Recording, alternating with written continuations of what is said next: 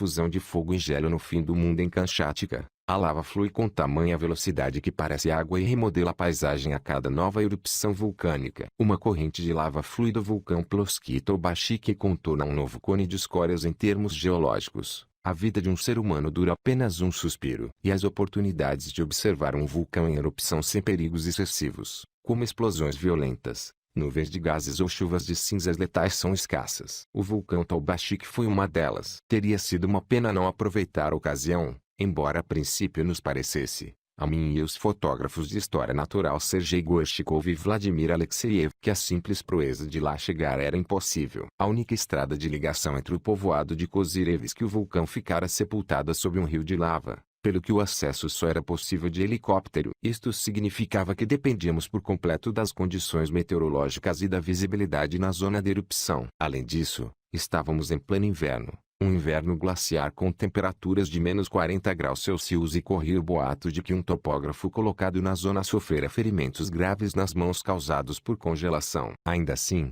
tomamos a decisão de nos pormos em marcha. A península de Kamchatka forma, juntamente com o arquipélago das Kurilas, um arco insular numa das zonas do planeta com maior atividade sísmica e vulcânica. Situada no extremo oriental da Rússia, faz parte do Anel de Fogo do Pacífico, região onde ocorre a subducção, ou afundamento, das placas oceânicas sob os continentes. Dos 540 vulcões conhecidos e ativos da Terra, 348 concentram-se neste anel ardente. Os sismos de maior intensidade estão relacionados com o mesmo fenômeno, a colisão das placas. Por consequência, os sismos e as erupções vulcânicas dão forma à paisagem de Kamchatka que sucedem-se com regularidade. A erupção iniciada em fins de novembro de 2012 no Vale de Tobashik, 340 km a norte da cidade de Petropavlovsk-Kamchatsky, centro administrativo da península, chamou a atenção tanto pela sua magnitude como pelas características da sua atividade vulcânica. Tobashik é um complexo vulcânico formado por dois cones sobrepostos e morfologicamente bem distintos. O estratovulcão Ostry Tobashik, de forma cônica e com 3.682 metros de altitude, em russo, Ostry significa afilado, e o vulcão escudo Plovsky Tobashik, com 3.085 metros de altitude e em costas suavemente inclinadas. Plovsky significa plano. Os cientistas classificaram esta erupção como de tipo hawaiano, durante a qual a lava basáltica, muito fluida, flui pausadamente depois de transbordar da cratera ou emergir das fissuras, sem causar grandes catástrofes. Tobashik é caso único, pois está rodeado de um grupo de vulcões de outro tipo. Quando estes reiniciam a atividade, costumam produzir erupções do tipo pliniano, com empilhamento de grandes espessuras de rochas vulcânicas, como sucede no Vesúvio ou no Fujiyama. De facto, todo o Vale de Tobashik está coberto por espessas camadas de escória. Há pouco mais de 3 décadas, entre 1975 e 1976, teve lugar a maior erupção basáltica conhecida até a data no arco insular Kurilas-Kamchatka. Baptizada como Grande Erupção Fissural de Tobashik, foi um acontecimento de excepção. Prevista com antecedência, levou um grupo de vulcanólogos ao local na ânsia de presenciar o acontecimento. Os cientistas aguardaram, com expectativa, o despertar do vulcão, como um grupo de naturalistas aguardaria na savana pelo arranque da chita atrás da presa. E, de facto, valeu a pena. A erupção fissural converteu-se numa das 5 maiores erupções de todo o mundo. Uma primeira explosão, no sector setentrional, expeliu bombas vulcânicas e escórias incandescentes, e as labaredas de gases e cinzas alcançaram 4 a 5 quilômetros de altura. Durante 72 dias de incessante bombardeamento, formaram-se no vale 3 montículos de escória, cada um com 300 metros de altura. De seguida, ocorreu a erupção meridional, que se prolongou durante 15 meses e formou um imenso campo de lava com 40 quilômetros quadrados. Como acontece nas erupções dessa magnitude, a grande erupção fissural foi mortífera para todos os organismos vivos. A lava e as cinzas destruíram a vegetação numa área superior a 400 quilômetros quadrados. Seria lógico que posteriormente se utilizassem esses enormes campos de cinzas para realizar testes a veículos lunares, pois a paisagem de desolação era semelhante à encontrada pelas missões espaciais fora do nosso planeta. Para os cientistas, o acontecimento teve uma importância decisiva, disse Yuri Dubik, vulcanólogo e testemunha do acontecimento. Durante a grande erupção fissural, mediu-se a temperatura da lava, cerca de 1020 graus Celsius, Calculou-se a velocidade de crescimento dos cristais na corrente e recolheram-se dados sobre a composição química das lavas e dos minerais que cristalizam a partir das exsudações gasosas.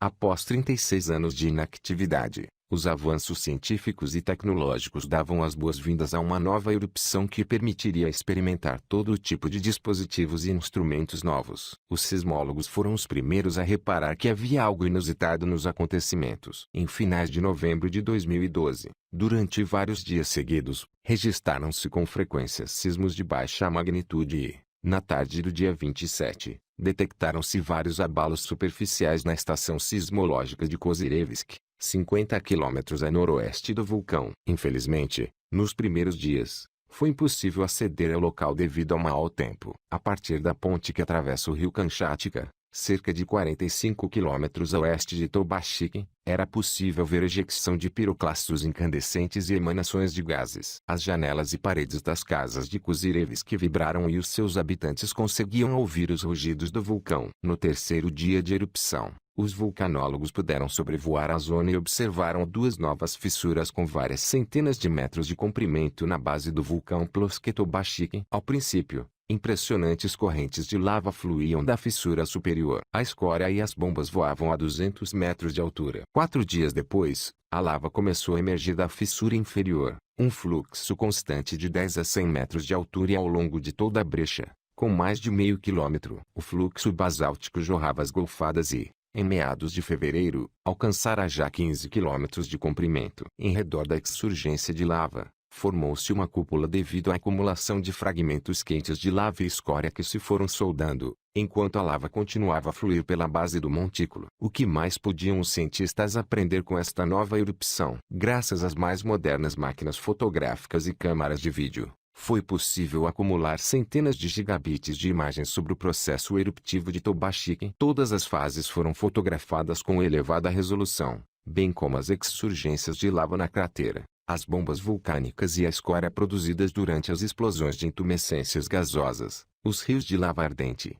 tão rápidos que pareciam de água, e os caprichosos movimentos da lava à medida que arrefecia e solidificava. Atualmente, é possível medir a temperatura e a velocidade dos diferentes tipos de correntes, o que permite criar uma base de dados para outras regiões vulcânicas. Recolhem-se amostras de lava e escórias durante os dias da erupção para medir a frequência com que o canal vulcânico se enche com novo material magmático e para averiguar a origem desse magma e quanto demora a chegar à superfície. Outra tarefa dos geólogos consiste em realizar um controle espectrométrico permanente dos gases emitidos durante a erupção. Os novos instrumentos são capazes de medir a sua concentração a uma distância de 5 km. A trajetória posterior das nuvens de gás é monitorizada via satélite. As partículas suspensas na estratosfera devido às emissões vulcânicas refletem os raios do Sol de tal forma que por vezes podem dar origem a perspectivas inacreditáveis do céu e dos reflexos de luz e cor. Estes efeitos foram analisados por peritos e um deles identificou-os na famosa série de O Grito,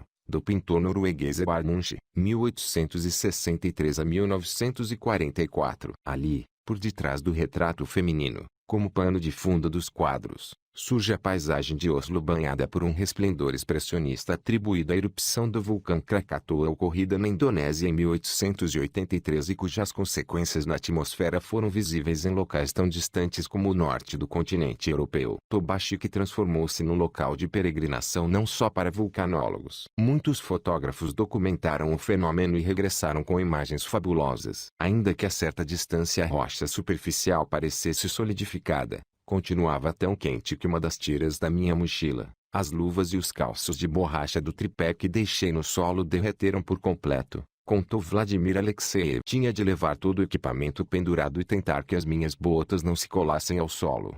Também os turistas chegaram a Tobashiki. Pouco mais tarde, as empresas do sector turístico em Kamchatka começaram a organizar visitas. Recorremos igualmente aos serviços de uma dessas empresas. Depois de uma viagem nocturna de autocarro de 7 horas entre Petropavlovsk, Kamchatsky e Yanagai, um pequeno povoado perto de Tobashiki, juntamo-nos a um heterogêneo grupo de turistas aventureiros, com as suas garrafas térmicas, sanduíches e anorakes, que aguardavam a chegada do helicóptero. Não eram fotógrafos nem sismólogos, mas empresários, Comerciantes e cabeleireiros que tinham decidido passar as suas desejadas férias, por uma elevada soma de dinheiro, em visita a um vulcão vivo. Tivemos sorte. Estavam apenas menos 32 graus Celsius de temperatura. A visibilidade era esplêndida e, de seguida, emergiu um campo negro entre a neve branca, um riacho ardente e, por fim, a cratera do novo cone de escórias, no qual fervilhava a lava cor de laranja. O helicóptero aterrou a meio quilômetro da cratera. Os turistas apiaram-se sobre a cinza negra e começaram a posar. Era surpreendente ver naquele lugar uma senhora com seu casaco de pele de raposa, um jovem com mocassins e malha, um casal com uma filha pequena. A expressão dos rostos era de puro entusiasmo. Apressamo-nos até ao local onde seria possível recolher amostras de escórias e das bombas vulcânicas recém-emergidas. Primeiro, corremos sobre a neve ligeiramente coberta de cinzas em pó e, logo de seguida,